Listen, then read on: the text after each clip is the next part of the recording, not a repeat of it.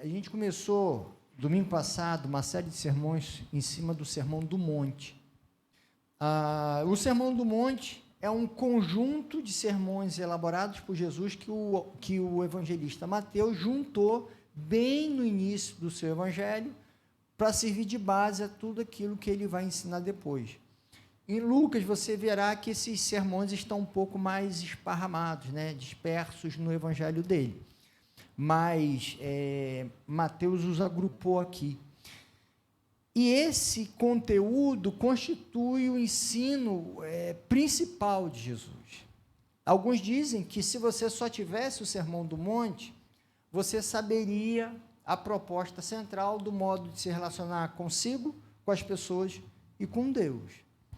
Tá? E domingo passado a gente pensou um pouco sobre, a partir do Sermão do Monte, sobre a percepção de si, como a gente se vê diante de Deus e das pessoas, como a gente se percebe.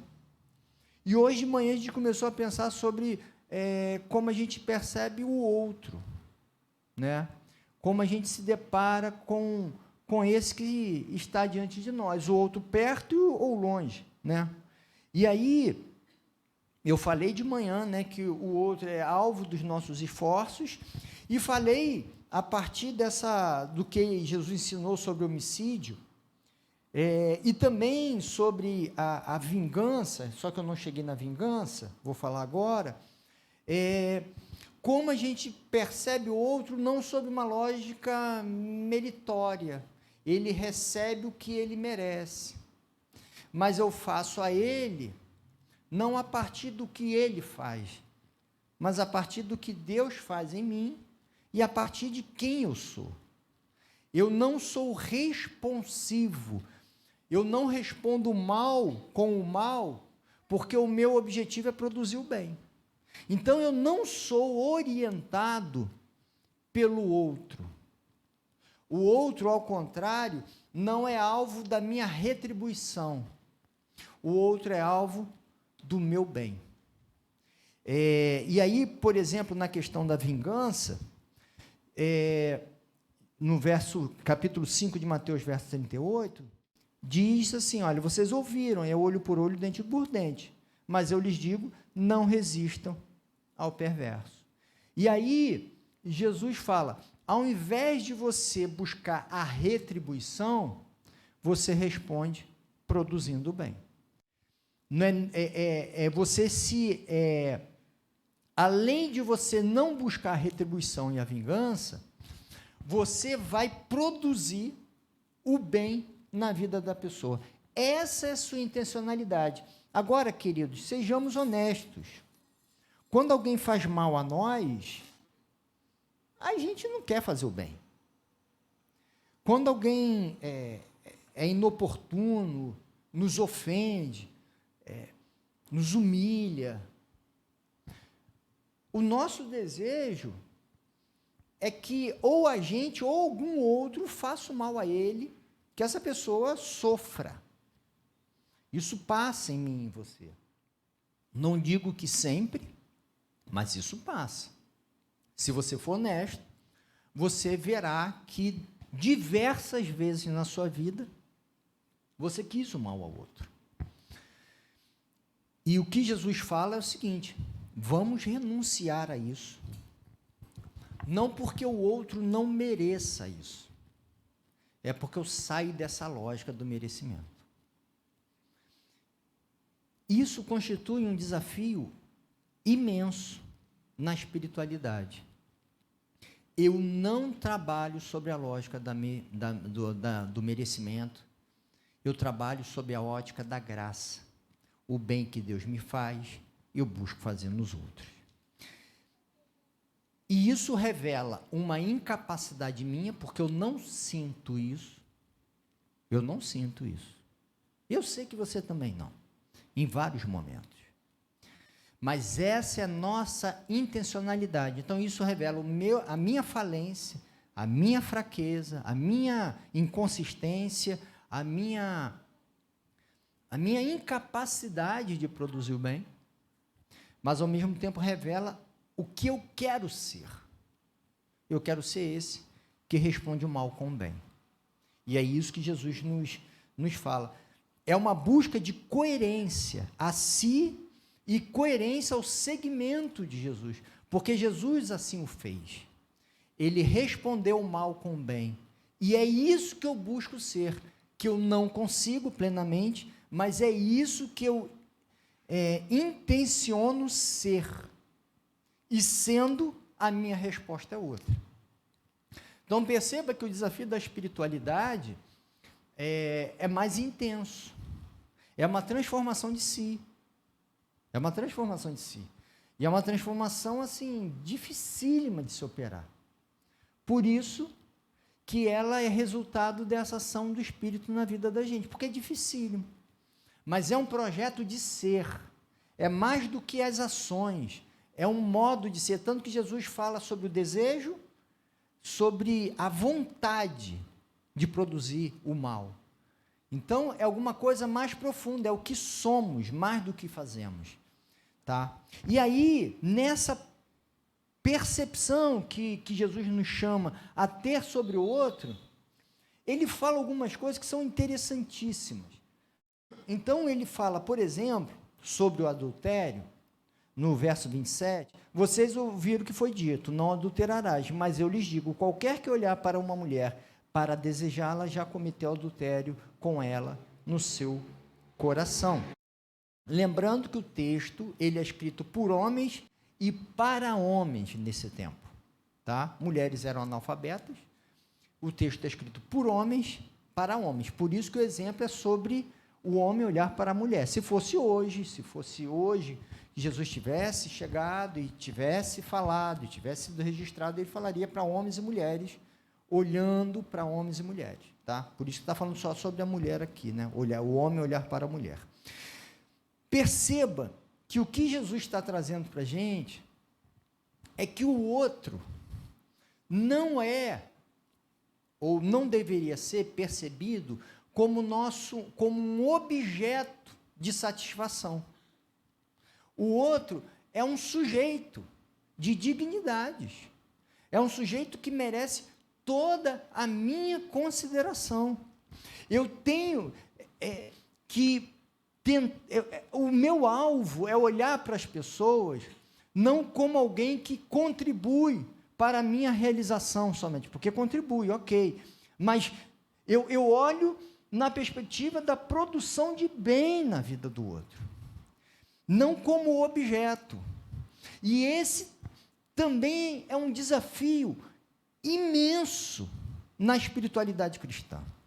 Se você for lembrar de alguns textos do Novo Testamento, você tem, por exemplo, Paulo falando sobre o pecado de se unir à prostituta, porque quem o faz toma essa mulher como objeto de satisfação. E ninguém pode ser tomado somente como objeto de satisfação. É óbvio que as pessoas nos satisfazem, e nós satisfazemos as outras sexualmente, dando presentes, sendo amigo, rindo junto, dando carona, enfim, vários modos de satisfazer o outro. A gente gosta de satisfazer e de ser satisfeito. Não há nenhum problema nisso. O problema é quando eu olho para alguém e percebo esse alguém como objeto de satisfação. Quando eu contrato um profissional, ou tenho um profissional lá no meu prédio, eu olho para o porteiro ou para o servente, e vejo somente alguém que está ali para limpar, e não como um sujeito que tem toda a sua dignidade. E tem gente que trata o servente como se fosse um objeto que limpa, e não como um sujeito que sente, que tem todos os direitos. Ou quando você recebia, que hoje a gente ainda, isso é muito bom, né? A gente recebia aquelas ligações, e a gente já recebia muito, com muita raiva. E eu tinha que fazer um esforço terrível para não dar um fora de cara. Porque você está parado, está fazendo, aí toca o telefone, você atende, alô, é o Remy, e ninguém nunca acerta meu nome, né? É Remy? Eu falei, sou eu. Aí, normalmente, eu falei, a senhora, aí eu nem corrijo. É a senhora Remy? Eu falei, E aí vai. E aí você vai com toda aquela doido para dar um fora, aí eu fico pensando assim, caramba, mas a pessoa trabalha nisso. Ela está buscando. Agora, a vontade que dá é de dar um fora, porque acaba a conversa na hora. Mas é uma pessoa, não é um objeto que liga. Se fosse o computador, aquelas ligações de computador, eu desligo na hora, né? Agora, a gente tem que ser tratado com dignidade. Jesus está falando sobre objeto sexual, mas há vários modos de você fazer do outro e perceber o outro como objeto. Vários modos. E o que Jesus está falando é o seguinte: o outro não é objeto de satisfação. Agora, sejamos honestos.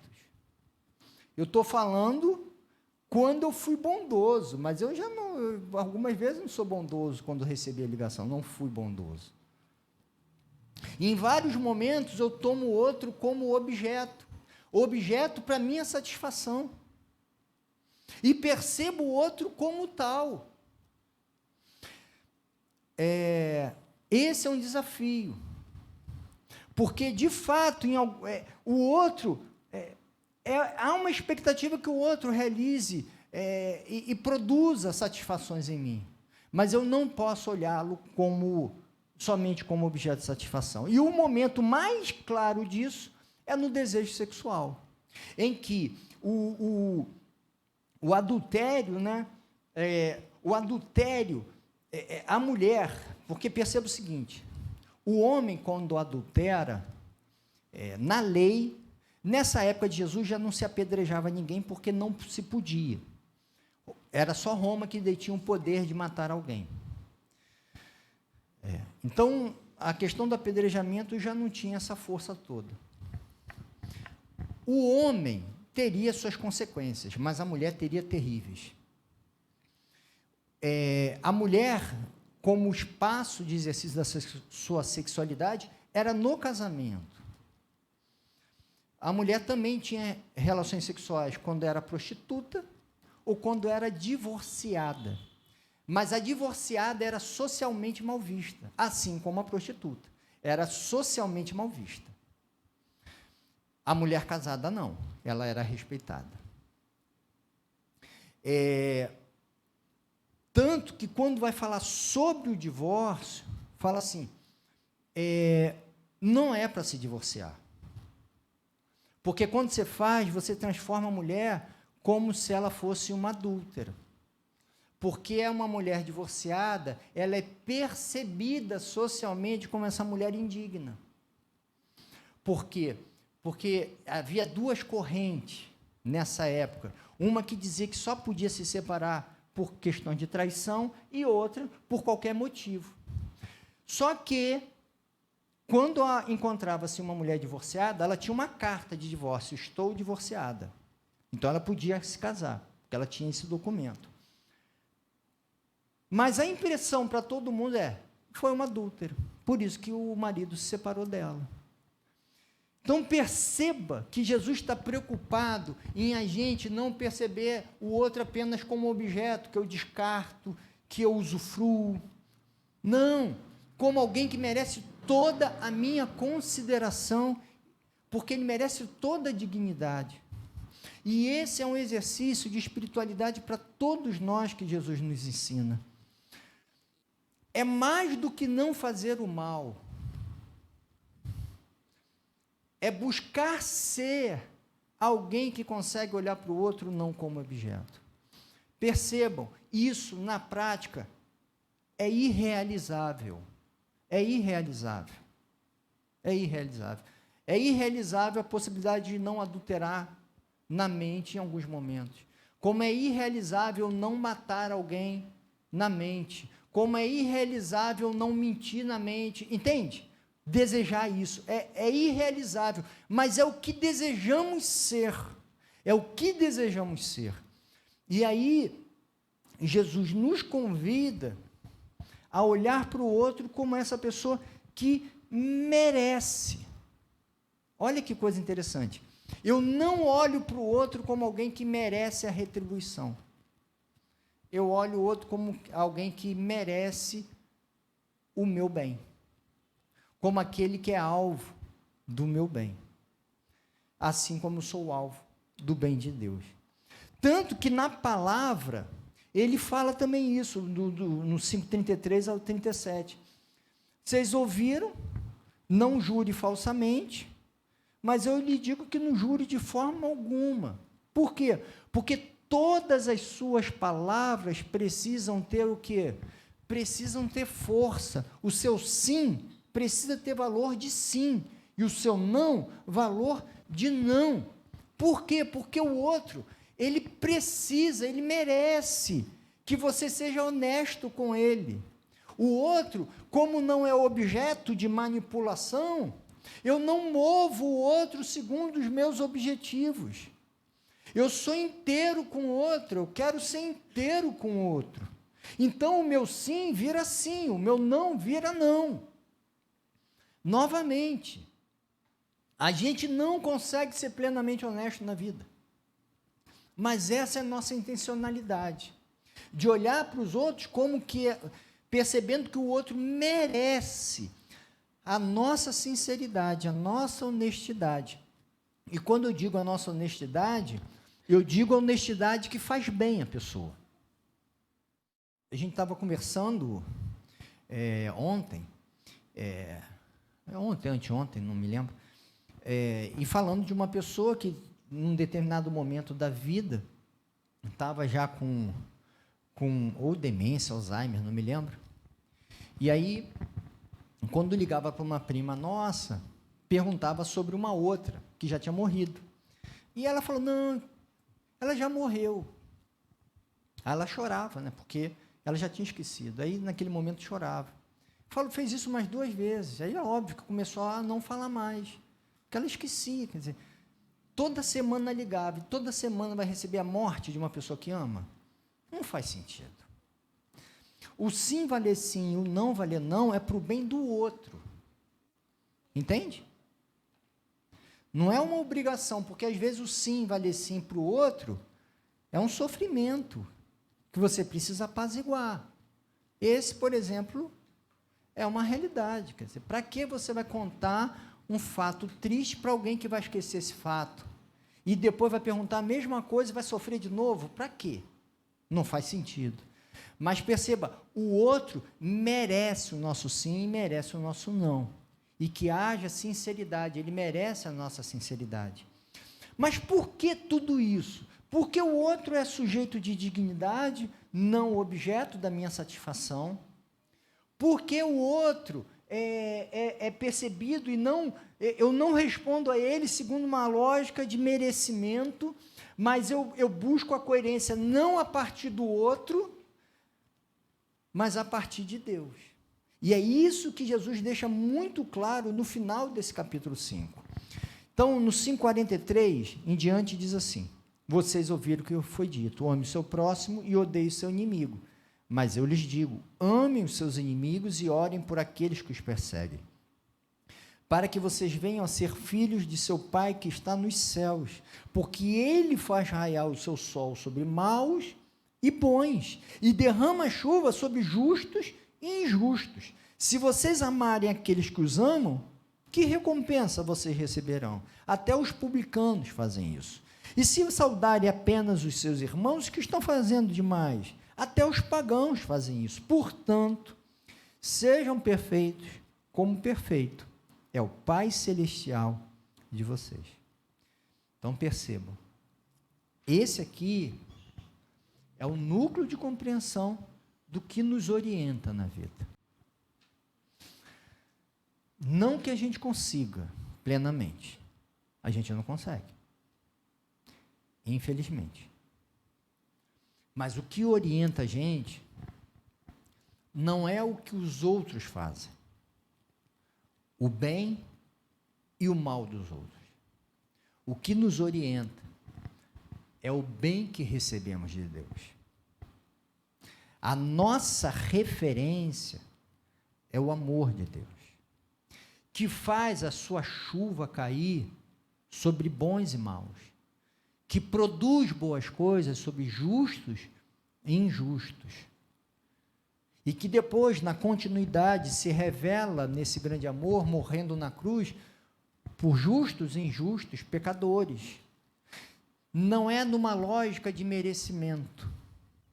Não é pelo que o outro faz, mas por quem eu sou, Deus fazendo, e nós, seguidores de Deus, por quem desejamos ser. Então, eu faço isso ao outro, não porque ele fez isso ou fez aquilo, mas porque eu quero ser a semelhança de Jesus. Eu quero ser parecido, como Jesus diz, que eu seja perfeito como perfeito é o Pai Celestial. Não que eu consiga, lógico que eu não vou conseguir, não tem como conseguir, mas o que me referencia na vida não é o que o outro faz, mas é o que Deus faz. E aí, meus amados, mais à frente, quando Jesus vai falar do perdão, é nessa mesma lógica. Eu não perdoo, deixo de perdoar pelo que o outro fez. Eu perdoo, deixo de perdoar, porque a minha referência não é o que o outro fez, mas é o que Deus faz por mim. E quando eu olho para esses ensinamentos, eu sei que entre aquele que executou o homicídio, o adultério, a mentira, aquele que praticou, e eu que porventura não tenha praticado, o que diferencia não é a intenção, em alguns momentos. Foram as oportunidades, foram as circunstâncias, foi algum freio, mas a força que produziu o mal no outro é a mesma força que opera em mim. Entende? E aí eu concluo com essa lembrança que eu cito como exemplo. Certa vez eu trabalhava num projeto que atendia famílias envolvidas em abuso sexual, e aí um conhecido, um querido conhecido, falou para mim: Remi, você que trabalha com isso, um amigo nosso acabou de descobrir que a filha dele foi alvo de abuso sexual, vai lá para ajudar. Eu me lembro que eu fui com muita raiva. Eu me lembro que eu saí do trabalho, era no Rio, eu peguei o metrô, eu fui imaginando as cenas da gente chegando e quebrando o sujeito. Eu era mais novo, com o outro, quebrando o sujeito, batendo muito e depois falando assim: rapaz, se arrepende, mas depois de bater muito. Eu estava com muita raiva. E eu fui com aquela fúria. Aí cheguei com esse sujeito, cheguei à casa desse sujeito, pronto, já falando assim: vamos. Aí ele parou assim e falou assim: Remi, vamos orar por esse homem, né? Porque um homem que faz isso, ele está muito mal. Eu falei: obrigado, Deus. Obrigado. Eu não sei o que poderia ter se desdobrado dessa ação. Podia ter um processo, podia ter batido, não sei brigar direito, você bate de um jeito errado, o cara se machuca mais seriamente, bate com a cabeça, morre, entende? Podia ter tido desdobramentos muito sérios. E o que fez não tê-los? Foi a minha vontade? Não foi. Foi um fator que, graças a Deus, aquele pai teve uma serenidade naquele momento que eu não tive. Quem sou eu para chegar para uma pessoa, para um assassino, e falar assim: você é um miserável, não merece nada, porque isso e por aquilo? A mesma força do mal que opera nele, e a vontade, opera em mim. Entende? E é por isso que eu não respondo segundo o mal do outro, mas segundo o bem de Deus na minha vida. E eu tenho alguns exemplos da misericórdia de Deus na minha vida que eu poderia ter feito muita besteira e não fiz. Esse é um exemplo. Deus abençoando a minha vida em outras situações, que eu poderia ter prejudicado muito a minha vida. Muito a minha vida. E não aconteceu. Mas perceba, se você for honesto, você verá em você esses desejos destrutivos do mal. E é por isso que quando eu consigo me entender, perceber quem eu sou a partir da revelação de Jesus, e perceber quem é o outro, eu consigo me libertar das exigências de perfeição na minha vida e na vida do outro. Com isso, não estou dizendo de se acomodar, não. Porque Jesus nos convida a ser perfeito, como perfeito é o Pai Celestial. Nunca seremos. Mas é um alvo de vida. Um alvo. Um desejo na vida. Que eu não alcanço, mas é um desejo. E aí, eu não me acomodo, mas eu não fico sobrecarregado pela culpa, por não ser perfeito. E eu não sobrecarrego o outro com exigências descabidas. E se a gente for honesto, que é difícil ser, você comete alguns erros muito, mas muito incompatíveis com a idade que você tem. E você tem alguns desejos que são muito incompatíveis com a idade que você tem. Todos nós. Que quando a gente era criança ou adolescente, a gente pensou assim, quando eu tiver tal idade, eu não vou ser mais assim. E aí você está com a idade que tem, e você percebe que você fica magoado quando alguém que você entende que ela está mal e te trata mal. E você quer se vingar disso. Enfim, uma série de perspectivas, de sentimentos, de percepção sobre si e sobre o outro, muito precárias. Então, o mesmo Deus que faz a chuva cair sobre bons e maus, justos e injustos, que essa graça caia sobre você, para você se perceber sobre essa graça, em que em você tem coisas boas e ruins, justas e injustas, maduras e imaturas. E que essa mesma graça invada a vida do outro com quem você convive e com quem você se esbarra na vida. Que a gente não exija dos outros uma capacidade de produção que a gente não consegue. E que a gente não fique acomodado com isso, evidentemente. Que a gente busque ser melhor. Mas eu lamento informar, você vai morrer ainda muito imaturo e fazendo coisas que você se envergonha. E se você conseguir esconder muito bem, você pode até não fazer, mas que passou na tua cabeça. E se porventura você no final da vida tiver algum problema e tudo que você pensa sair, quem conviver com você vai ver, caramba, era assim mesmo. Todos nós. Sem nenhuma exceção. Todos nós. Então, que haja misericórdia, que haja graça. O final da história é essa, é graça. Graça. Tentativa de seguir e ser melhor sob a graça. Senão a gente fica sufocado pelo que não consegue. E os exemplos na história são os mais terríveis, de gente que quis não pensar em desejar ninguém, nenhuma mulher, e aí ficou escravizado por isso, que não podia sentir ira de ninguém, ficou escravizado com isso. Perceba, é graça, não é realização, mas é desejo de ser. Que Deus nos abençoe. E se porventura você ficou em dúvida sobre isso que eu falei hoje, pode me procurar, tá? Que a gente conversa melhor. Estou plenamente disponível para a gente conversar sobre essas questões, caso você deseje, porque A espiritualidade cristã é linda, é libertadora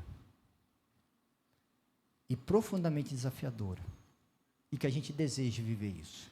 Amém? Então, ore ao Senhor nesse momento e fale com Ele. Eu não sei o que isso reverberou em você, espero que tenha reverberado, e coloque-se diante de Deus nessas questões que tocaram em você. Pai, eu peço que o Senhor me ensine e ensine a cada um aqui, Pai, a ter paz, a olhar para nós mesmos, Deus. Paz para enxergar quão distante estamos do que seria desejável. Paz para enxergar que há um esforço na gente para ser melhor, que haja paz na gente para acolher a limitação daqueles que convivem com a gente, Pai. Pai, que não sejamos carrascos de nós mesmos nem dos outros, Deus. Pai, eu peço que o Senhor nos ajude a perceber o outro não como objeto da satisfação da minha vida, não como aquele que vai me produzir a felicidade, não como aquele que tem a responsabilidade de cuidar de mim, de dar sentido para a minha vida, de conduzir os meus atos, como se o outro fosse responsável pelo meu sofrimento, pelo meu mal, ou pelo meu bem e minha alegria, Pai. Que eu não jogue sobre o outro essa responsabilidade, Pai. Que a gente tenha a coragem de assumir a nossa responsabilidade, Deus. E ao mesmo tempo perceber que somos todos necessitados de ajuda, Pai. Ao mesmo tempo, todos nós com uma força para poder ajudar, Pai. Que a gente reconheça, Deus, que a gente precisa urgentemente do Senhor, Deus, para produzir em nós o que a gente não consegue fazer, Pai. Porque há um desejo muito ruim em nós, Pai. Mas a gente quer amar as pessoas. A gente quer perdoar as pessoas. A gente quer olhar para as pessoas como pessoas dignas, merecedoras de uma vida digna, Deus. Me ajude e ajuda cada um aqui a perceber o outro dessa forma, Pai. O Senhor conhece a gente e sabe que a gente não consegue isso. Então a gente clama por Tua misericórdia e o Teu agir na nossa vida, Pai. A Tua bênção sobre nós. E eu peço a Tua bênção sobre todos aqui, Pai. E que a Tua bênção, Pai, seja com a gente durante toda essa semana, nos protegendo, nos orientando, nos guiando, dando-nos os caminhos a seguirmos, caminhos de paz, de vida, de enfrentamento ao que precisa ser enfrentado. Dá-nos a garra para o viver diário, Pai. E enche-nos da Tua misericórdia, Pai. Abençoa cada um em nome de Jesus, Pai. Amém, Deus. Amém, queridos. Que Deus nos abençoe e que nos conduza na graça dEle. Amém.